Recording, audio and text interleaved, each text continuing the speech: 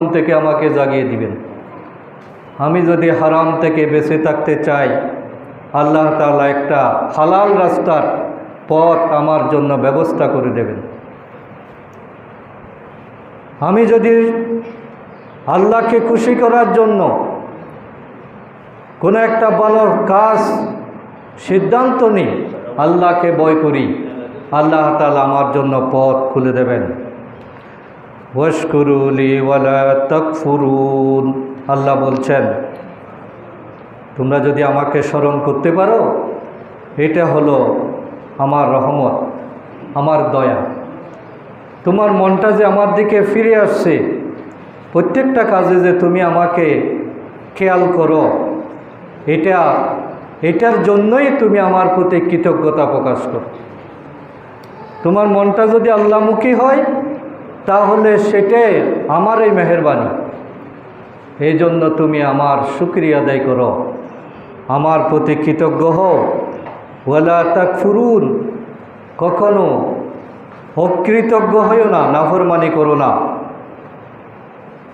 অন্য কারো কৃতিত্ব তুমি বর্ণনা করো না। তোমার জীবনের যতটুকু অর্জন সবটুকুই আমি দিয়েছি, আমি সেটার ব্যবস্থা করি। তুমি যে জীবন ধারণ করো, তোমার এই যে জীবন নিয়ে তুমি এত বাহাদুরি করো, এত অন্যায় করো, আজীবন বেঁচে থাকার মতো তুমি যে বিভিন্ন পদক্ষেপ গ্রহণ করো, তোমার এই জীবনের সময়কালটা কতক্ষণ? মাত্র 30 সেকেন্ড। একটা নিঃশ্বাস আমরা গ্রহণ করি, আর একটা নিঃশ্বাস আমরা বের করি। দুই নিঃশ্বাসের মাঝখানে হলো 30 সেকেন্ড সময়।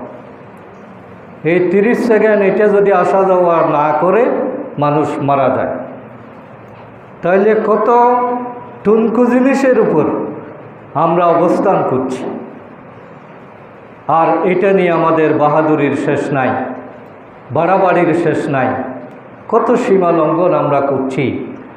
এই জন্য আল্লাহ তাআলা বলছেন ফাযকুরুনি, তোমরা একমাত্র শুধুমাত্র আমার কথাটাই মনে রাখো।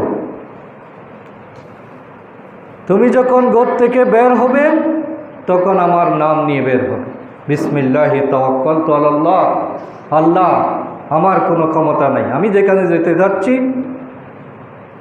তুমি যদি আমাকে ক্ষমতা দাও, তোমার উপর নির্ভর করেই আমি ঘর থেকে বের হলাম।